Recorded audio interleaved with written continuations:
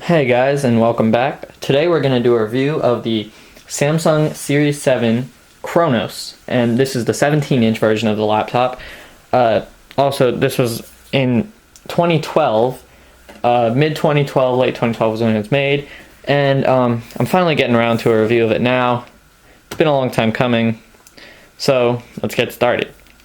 On top, there is a nice brushed aluminum lid, and this is the only metal on the whole computer, so it comes across with a really premium feel. But then if you open it up, you can see that if you look on the bottom, I don't know if you see it's plastic, it's kind of squishy, which actually it comes in some build quality issues, which I'll explain later. So first of all, I want to go over the outside of the laptop. So if you look at the front, all there is the latch here and a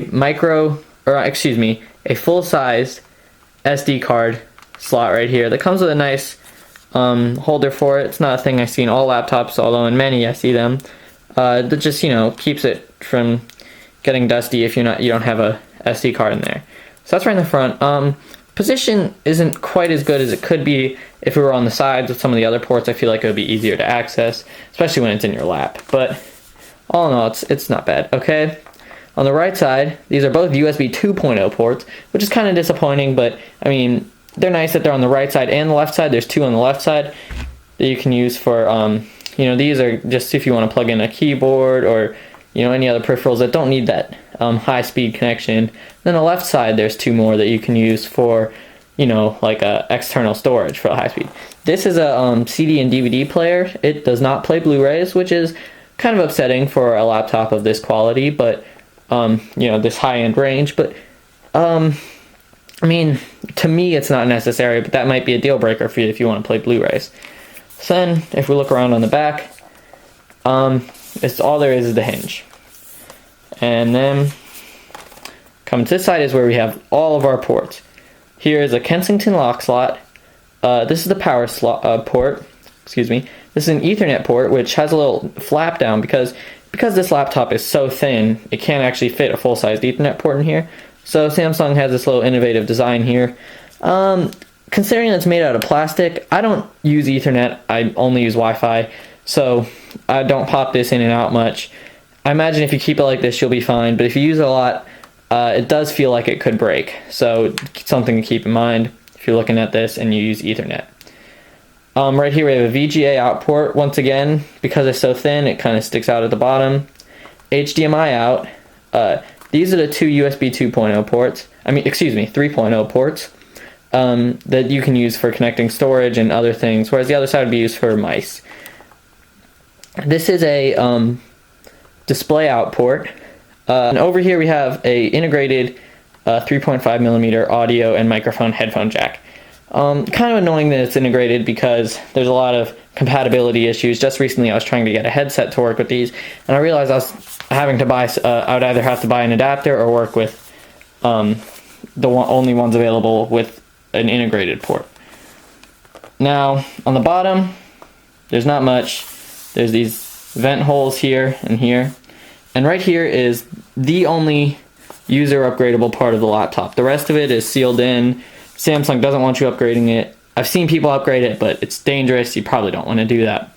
Right here is the only upgradable part. You can unscrew this and pop it open, and there's an extra slot for RAM, which this comes with 8 GB of memory built in, but you can add another 8. It's up to able to go up to 16. Another fan here. There's 4 feet, little rubber feet, and a JBL subwoofer here that delivers pretty good bass for a laptop. Nothing stellar, but once again, considering it's a laptop. And this runs Windows 8. So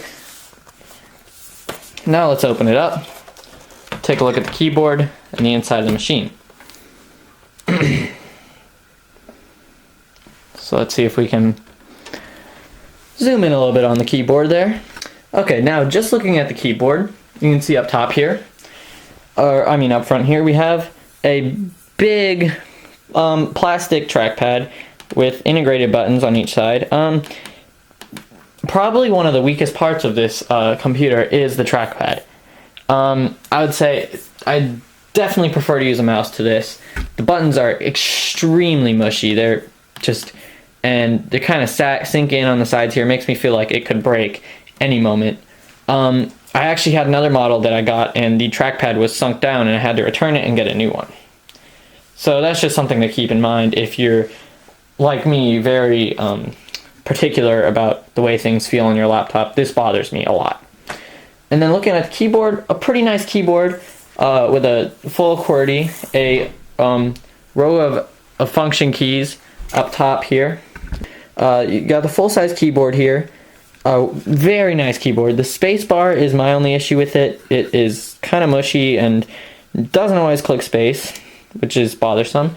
And these keys are great. They have full backlights on each key. They're nice blue and really good looking, and they feel good, especially for a laptop keyboard, keeping in mind. Some of the keys are a little small, which can be bothersome. Like, you can see the arrow keys are small, and the control right here is very small. The shift is even a little small on the left side. But it gets the job done. It's a really good keyboard. And this keyboard also has a full number pad on the right side here. Really comes in handy, especially if you're entering a lot of numbers. Up at the top of the keyboard deck is are the speakers, which are JBL speakers that deliver great sound for a laptop. Now, I mean, if you're really an audiophile, you're going to want to get a pair of headphones or a pair of external speakers. The deck only comes with these 4 stickers here. This one is the Intel Core i7 sticker, which is the processor this has. The Nvidia Optimus sticker, a international warranty and Energy Star certification. So now let's get into the specs of this machine, and then we'll go into the software and performance. This machine comes with an Intel Core i7 quad-core processor clocked at 2.4 gigahertz, which is really fast, especially for a laptop. You know, it can really be a desktop replacement. Great processor. It also comes with Nvidia's GT 650M mobile graphics processor, or GPU, that is also phenomenal, really powerful. Gaming performance is great, which I will get to later in this review. So it also comes with 8 gigabytes of RAM and a 1 terabyte hard drive, both of which are phenomenal. The hard drive is pretty slow. It's 5400 RPMs, and the read and write speeds aren't the greatest. File transfers do take a while. So now I want to show you something very cool, which is the work that Samsung's done to make this.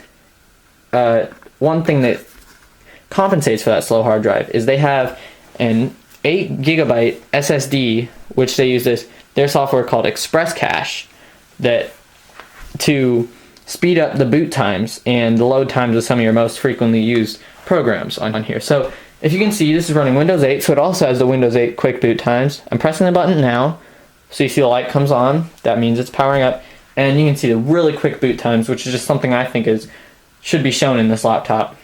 It's about the same speed as something you'd find with an SSD, which is pretty good considering that it has a hard drive. So you can see, oh, it's been about 10 seconds, and there we go.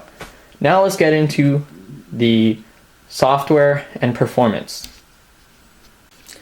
Okay, so here we have the Chronos all booted up.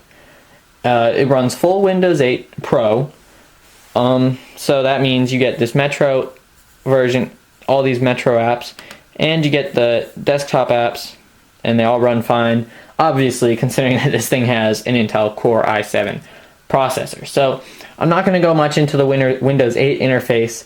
That'll be another review, but right now I'm going to get into the performance. So you can see launching some apps, apps you'd probably be using frequently. I have Microsoft Word here, and you can see how quickly that launched. So you saw that load time on Word works well. This keyboard I already talked about works great. You know, I'll do the test I did on my Microsoft Surface review. I'll say the quick, and I'm not the fastest typer either, keep that in mind. Quick brown fox jumped over the lazy dog. So I didn't have any. I had one mistake there. Pretty good speed for me.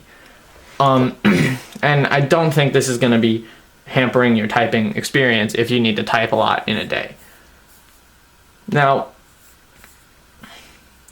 another reason why people are going to be getting this computer is for games, because it has that GT 650M graphics card and the really good processor. This is a perfect portable gaming machine. You're not going to get the same performance you would out of, say, the Series 7 Gamer from Samsung. Same line, but much thicker. And you can see, once again, something to point out is the just extreme thinness of this laptop and what it has with it, as opposed to, for example, one of those specific gaming laptops, or like something you'd get from Alienware or MSI.